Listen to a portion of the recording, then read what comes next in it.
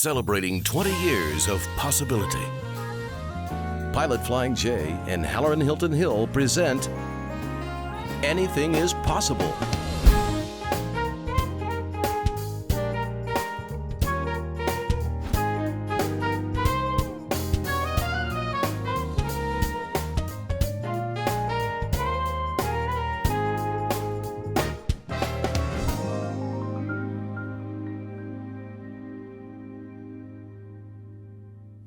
This is Anything is Possible. I'm Halloran Hilton Hill. Great stories about great people whose lives prove that anything is possible. My guest is my friend Ben Testerman. Ben, thank you for being here today. Yeah, thank you for having me. It's a pleasure. That name Testerman, it goes back in this community. How far back? You know, it goes back a long ways. The original Testerman that I can remember, they originated in Rogersville, Tennessee, and then my dad and his dad had been in Knoxville for, they've been here since probably the early 1900s, late 1800s, so it's been a while. He was mayor. You're growing up in Knoxville, your dad's the mayor. When was your dad mayor of Knoxville? 72 to 76 was his first term, and then he was mayor, ran again, and was mayor from 84 to 88, kind of right before the World's Fair and right after. When your dad has a big name in town, does that put a weight on you to live under that name? That's a good question. I think there's some definitely pros and cons to growing up in a political family, so to speak, and where people know who you are or whatever. And I think when I was young, you really don't know what you don't know, and so you just you just kind of going about your life, and my dad was obviously very involved in the community, and I saw his passion for Knoxville, and wanted to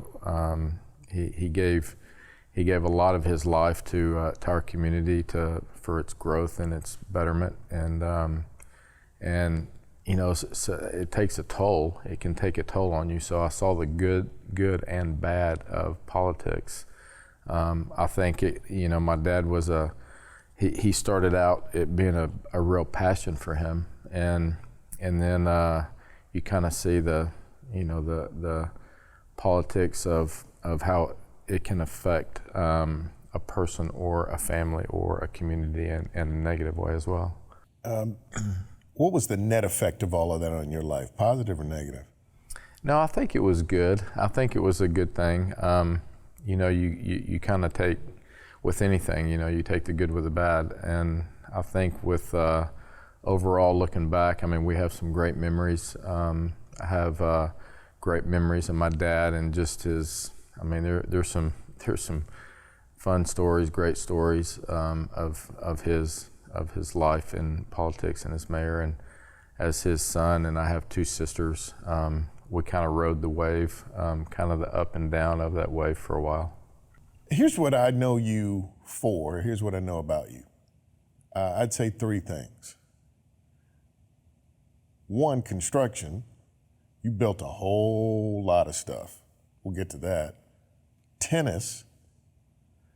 You played a whole lot of tennis. You've coached a whole lot of tennis. And God. Mm-hmm. I want to touch on all three. Let me start though with construction.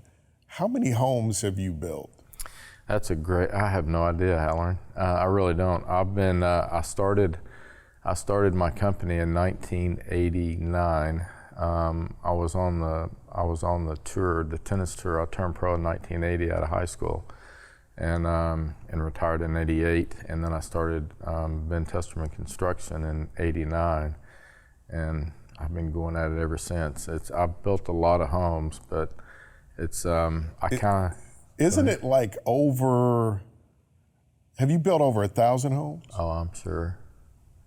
Yeah. Have you built over 2,000 homes? I'm not very good. I know the number is way up there. Yeah. Were you involved in Whittington Creek and all of that stuff out there?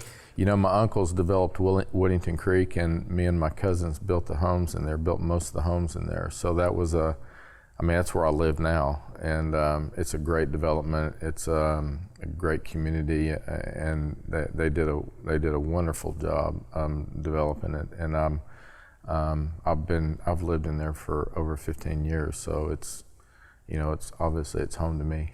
Why did you settle on the construction business? It kind of fell into it, really. When I got out of, when I was about a year before I retired from tennis, I started looking at options. I didn't go to college, so my first thought is I'm going to go to school. And I was married at the time, and the last 4 years of being on tour, Suzanne and I traveled and traveled the world. And then about a year before I got out, I started meeting with different businessmen and seeing what opportunities were available, looking at different schools, and actually went to my uncle and was talking to him about a business opportunity that presented itself. And as I was talking to him about this business, he says, you ought to build homes. It's a great way to make a living, and I think you'd like it because you're outside, and there's a lot of growth going on in Knoxville, and so long term it could be a good opportunity for you. And so I went and talked to my dad, and he goes, if you're going to learn it, your uncle would be he's the best, and he would be the best to learn from. And so literally I kind of fell into it backwards, because most people think that my family's been in it forever, and it was unnatural that I would get into the real estate and development construction business, and it's really not how it happened. Wow. Yeah. Let's take a break. When we come back, I want to talk about tennis. My guest has been Testerman. This is Anything is Possible.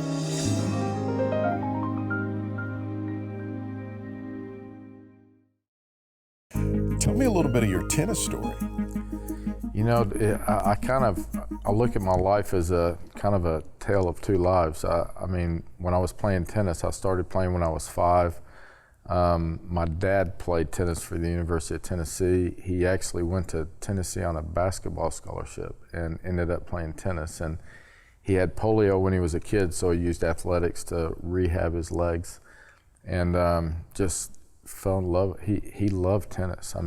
He put himself through law school teaching tennis. And when I was a kid, we used to go to the racket club, and my dad played every day. I used to go up there with him, and then I started playing, and I just fell in love with the game. A lot of it obviously was because my mom and dad were tennis players. My mom was more of a social player, and my dad played at a fairly high level, and then I just kind of went from there.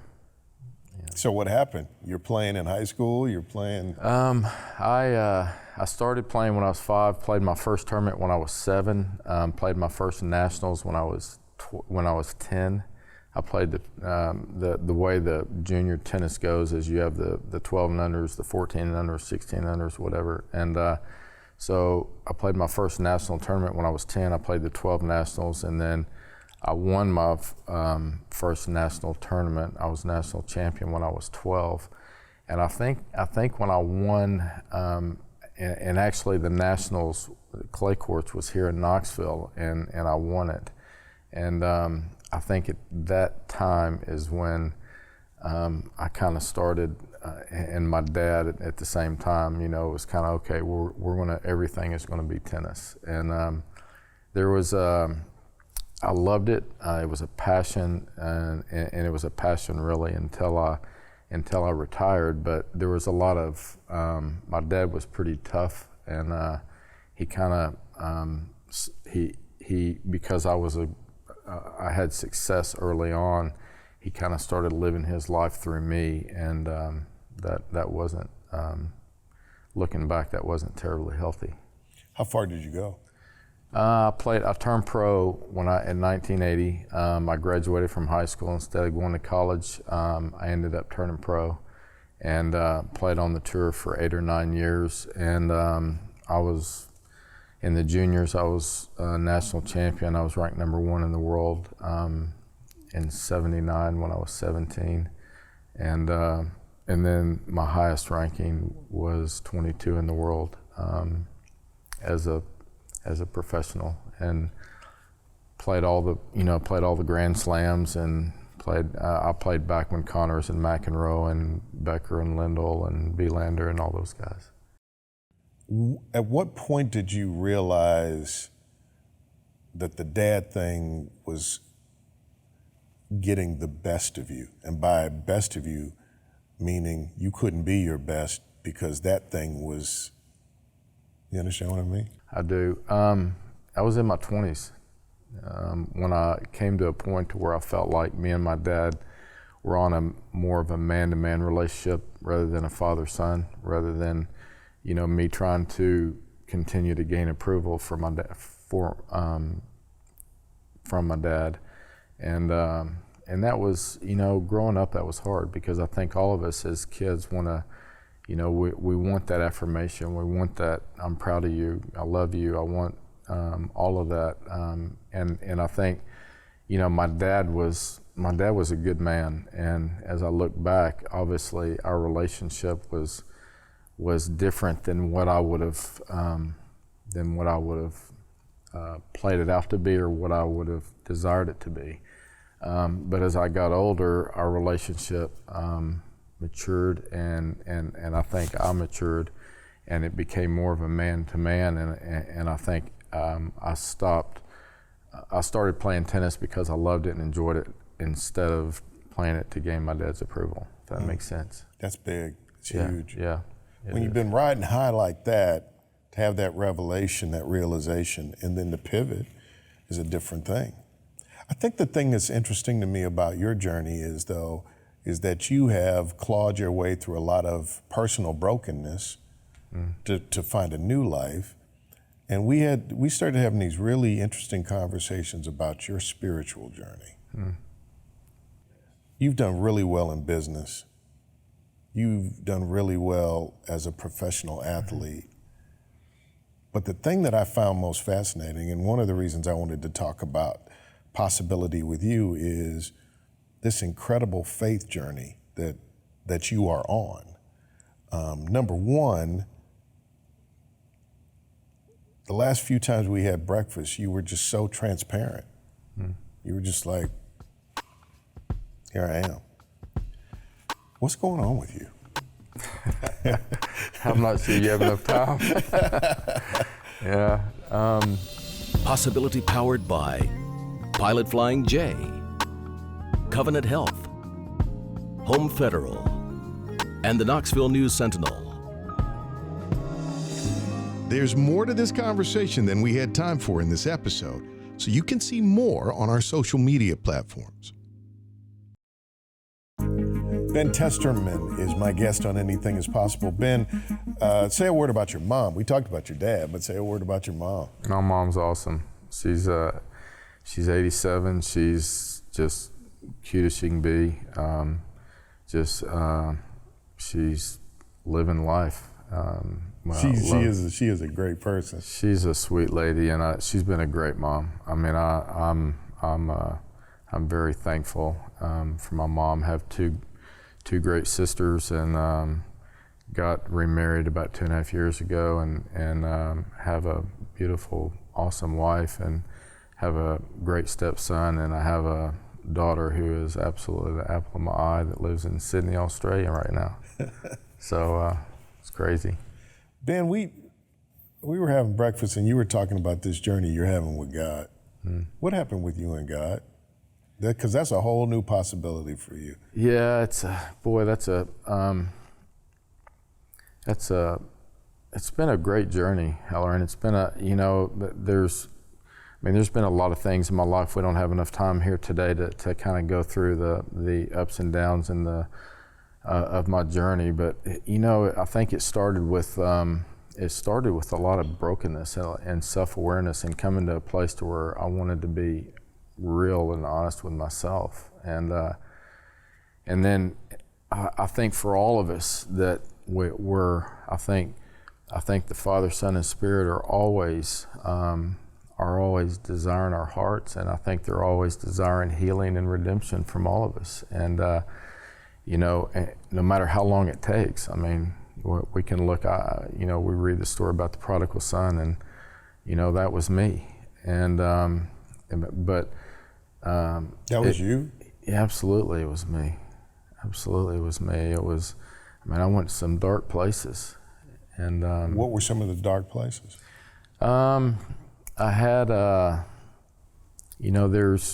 was married, my daughter's mom, and we were married for 14 years, and just didn't know who I was. Was still into that, trying to gain approval from my dad, and my identity was what I did and performance. Really went to some dark places. In our marriage, we ended up getting divorced, and she's a wonderful lady, wonderful mom to our daughter, and I made some decisions that hurt a lot of people, and and then going through a period of brokenness to where you're just like, okay, I give up, and that's where I was brought up in Knoxville, Tennessee, which is kind of the Bible Belt, and there's a lot of Christianity, religion, whatever, and I think I just got tired. I think I got tired of being on the hamster wheel of trying to live out this performance-oriented, whether it's gaining approval from my dad or trying to gain approval from my Heavenly Father, and finally I just came to a point where I'm just like, I'm done with this. And that's where they showed up and just said, my identity came through my brokenness and allowed me to understand who I was, that I was terribly loved. And I knew that up here, but I didn't know it here. And was it a physical experience you had at some point? This feeling of feeling loved and accepted? I think it was more of just kind of a revelation in my heart and my spirit of Jesus saying, "Man, I love you. I got you. No matter how far down you have gone or you go, I'm going to walk it out with you, and that you're included, and you're accepted, and you're loved." And when it was revealed to me in my spirit, and then I knew it, and it went, always in my mind, I always knew it and read it and taught it and all that kind of stuff. But when you know it in your spirit, it changes you forever, and it changed me forever. And my life now is so much about relationships, because I know that I'm included, always have been, always will be. We all are, and we have this mentality that we're all separated, and we're born in sin, and we're depraved and all this stuff, and that's just not the truth. I mean, the truth is that we're terribly loved, and the things that are important are when, at the end of the day, when I take my last breath here on this planet, the things that matter are the relationships, and my family, and my friends, and the people that make life worthwhile. It's interesting is that when you get to that place of knowing, right, you can have kind of a mental acceptance of that notion, but you did this, but then you did this. You said, I know. Old folks used to say, I know that I know that I know. Right. When you get to that place of knowing, there is a shift in what you believe is possible. Like, there's a redefinition. And, for a lot of people, especially when you deal with a performance-based life, if I perform well enough, my Father's going to love me. Right. If I perform well enough, My business community is going to love me. If I perform, maybe God will love me. And you get to this break point where you realize you'll never be able to do enough. That's right. Right? You get to that break point, and then it's like God rushes in and goes, all right, you done? We done here? Right. And then you realize it was never about that. So now you can perform for a different reason. That realization is a whole new possibility. And I love the way it looks on you. There's you mentioned the performance based, and I felt like I came out of the womb to perform. When I was as I got older, in my teens and 20s and 30s, my whole life was about performance. And then when you come to a realization that it's not about that, it's not about trying to perform, but it's more about relationships, and it's more about understanding how much you are loved. And it's just like my daughter. I mean, there's nothing my daughter can do. It doesn't matter good or bad, that's going to change my love for her, ever. And it's the same way that our Heavenly Father is with us. There's nothing we can do that's going to change His love for us, any of us. Well, I love your story, because it is really is a story of possibility, what we can become at different ages, stages of our lives, and that possibility growing in something that's not physical, it's spiritual. And that's a beautiful thing. Ben Testerman, thank you for being on Anything Is Possible. Yeah, thank you, Halloran. It's a pleasure to be here, and it's great to see you.